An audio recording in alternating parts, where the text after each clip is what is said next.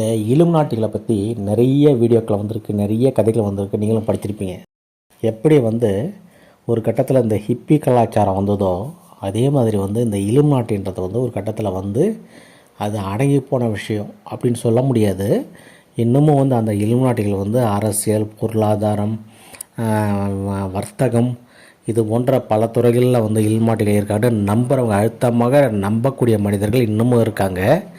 அதாவது ஒரு சிலர் வேகமாக போராடிஞ்சான்னு வச்சுங்களேன், அதுக்கு இலுமினாட்டி தான் அவங்களுக்கு சப்போர்ட் பண்ணுறாங்க அப்படின்னு ஒரு சிலர் பரவலாக நினைக்கிறாங்க. அதேமாரி ஒரு செல்வந்தர் வேகமாக மிகப்பெரிய பொருள் ஈட்டினார்னாக்கா இது நிச்சயமாக இவர் ஒரு இலுமினாட்டியோட வேலை தான் அப்படின்ட்டு சொல்கிறவங்க இன்னமும் இருக்காங்க.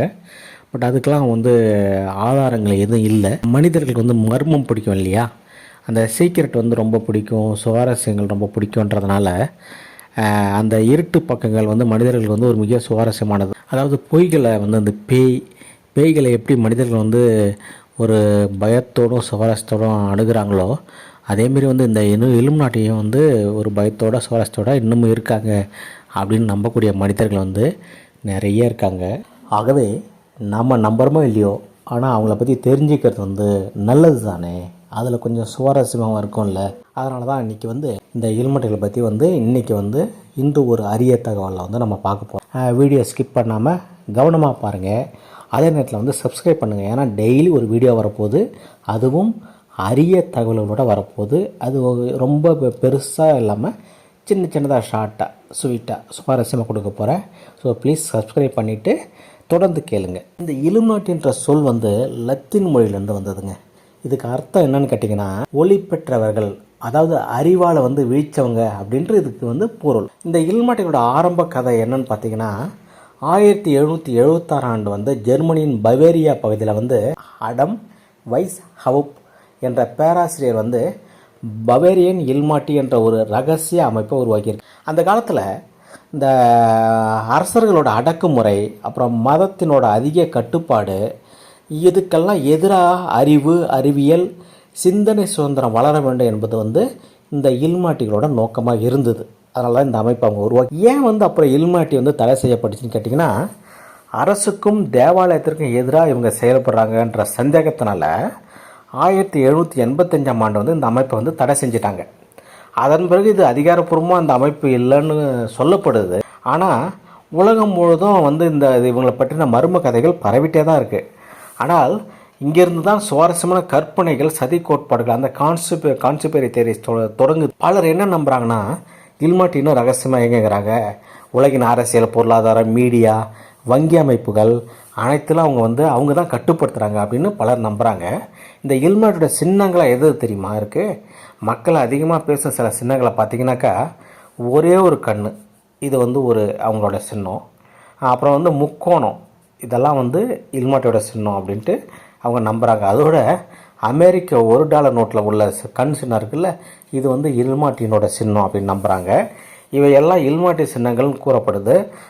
அதேமாதிரி பிரபலங்கள் பார்த்திங்கன்னா, சிலர் சொல்லுவாங்க ஹாலிவுட் பாடகர்கள், நடிகர்கள், பெரிய தொழிலதிபர்கள், இவங்களாம் இலுமினாட்டியோட மெம்பர்ஸ்னு பல பேர் நம்பினாங்க.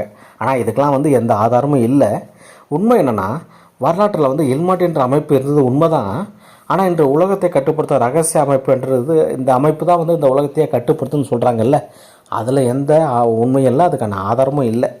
இது எல்லாமே கற்பனை, இல்லை ஒரு பயத்தோட வெளிப்பாடு, மனிதர்களுக்கு இயல்பாக உள்ள மர்மத்தை உள்ள ஆர்வம். அதனால தான் இது வந்திருக்கு. சோஷியல் மீடியா அசுர வளர்ச்சி பெற்றதுனால இன்னமும் இந்த இலுமினாட்டி திரும்ப உயிர் பெற்றுக்குன்னே நம்பலாம். இப்போ சமீபத்தில் ஒரு உதாரணம் கேட்டிங்கன்னா, KPY பாலா அவர் இந்த அளவுக்கு எப்படி ஒரு சின்னத்திரையில் சம்பாதிக்க எப்படி இந்த அளவு உதவிகள் பண்ண முடியும், இதுக்கு பின்னாடி யாரோ ஒரு இலுமினாட்டி இருக்காங்க, அதாவது ஒரு வெளிநாட்டு சப்போர்ட் இருக்குது அப்படின்ற மாதிரி யூடியூப்பில் செய்திகள் வந்துச்சு இல்லையா. அது கிட்டத்தட்ட ஒரு 3-4 மாதம் பரபரப்பாக போச்சு இல்லை. அதுக்கப்புறம் KPY பாலா எங்கே இருக்காருனே தெரியாமல் போச்சு இல்லை.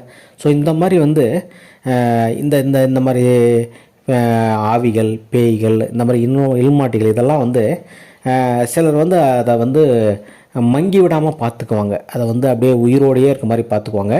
இதில் ஒரு கட்டத்தில் மீடியாக்கள் இருந்தபோது, அதாவது மேஜர் மீடியா கலந்தபோது அந்தளவுக்கு இதெல்லாம் இல்லை. ஆனால் இப்போ சோஷியல் மீடியா இருக்கும்போது அவங்களுக்கு வந்து கண்டென்ட் இது நாள்தோறும் வேணுன்றதுனால ஸோ இந்த மாதிரி விஷயங்கள் அப்பப்போ ஒரு 6 மாதத்துக்கு ஒரு வாட்டி, ஒரு வருஷத்துக்கு ஒரு வாட்டி இது வந்துக்கிட்டே தான் இருக்கும். இல்லாத கட்டுக்கதைகள்லாம் கைகால் முளைக்க வச்சு அதுக்கு உயிர் கொடுத்து காசாக்குற அந்த ஹாலிவுட் சினிமா வந்து இந்த இல்மாட்டை விட்டு வைப்பாங்களா? கண்டிப்பாக இல்லை. இதை சம்மந்தமாக நிறைய திரைப்படங்கள் வந்திருக்கு. அதில் பலதும் வந்து மிகப்பெரிய வசூலையும் ஹிட் ஆகி மிகப்பெரிய வசூலையும் அள்ளியிருக்கு. அதில் சில படங்கள் பார்த்திங்கன்னா உங்களுக்கு வந்து the Angels and Demons Angels and Demons அப்படின்னு 2009 ஒரு படம் வந்தது. இதோட டைரக்டர் பார்த்திங்கன்னா ரான் ஹாவர்ட். இது வந்து டான் ப்ரவுனோட நாவலை பேஸ் பண்ணி எடுக்கப்பட்ட படம் அது. இது அதுக்கப்புறம் இன்னொரு படம் வந்து ரெண்டாவது படம் வந்து த டாவின்சி கோட். இதுவும் 2006 வந்த படம். அது இந்த நேஷ்னல் ட்ரெஷர் அப்படின்னு ஒரு படம் வந்திருக்கு. அதுக்கப்புறம் ஐஸ் வைட் ஷட் அப்படின்ட்டு 1999 ஒரு படம் வந்திருக்கு. ஸ்டான்லி குபிரிக் அப்படின்றவர் தான் டைரக்டர், அந்த படத்தோட டைரக்டர். அதுக்கப்புறம் த ஸ்கல்ஸ் அப்படின்ட்டு 2000 ஒரு படம் வந்திருக்கு. இது வந்து ரகசிய மாணவர் அமைப்பு பற்றின ஒரு படம் அது. அதுக்கப்புறம் வந்து they live அப்படின்ட்டு 1988 வந்து இந்த உலகை கட்டுப்படுத்தும் மறைமுக சக்திகளை பற்றி ஒரு கதையில் அந்த படம் வந்திருக்கு. அதுக்கப்புறம் இன்ஃபெர்னோ அப்படின்னு 2016 ஒரு படம் வந்திருக்கு.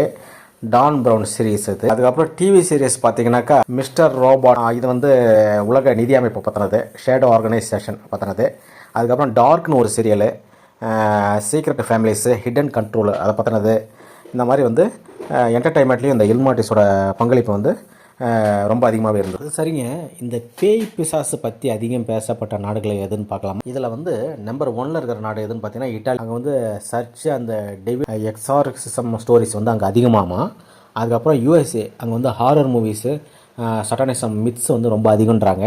அதன் பிறகு வந்து பார்த்திங்கன்னா ரொமானியாவில் வந்து ட்ராகுலா அண்டு டார்க் ஃபோக்லோர் அப்படின்ட்டு ரொம்ப அதிகமாக பேசப்படுமா. இதை பற்றி நம்பிக்கைகள் அதிகமாக இருக்கான். மெக்சிகோவில் வந்து பார்த்திங்கன்னா சாண்டா மொரட் அண்டு இந்த டெத்து ஒர்ஷிப் ஸ்டோரிஸ் வந்து அங்கே அதிகமாமா.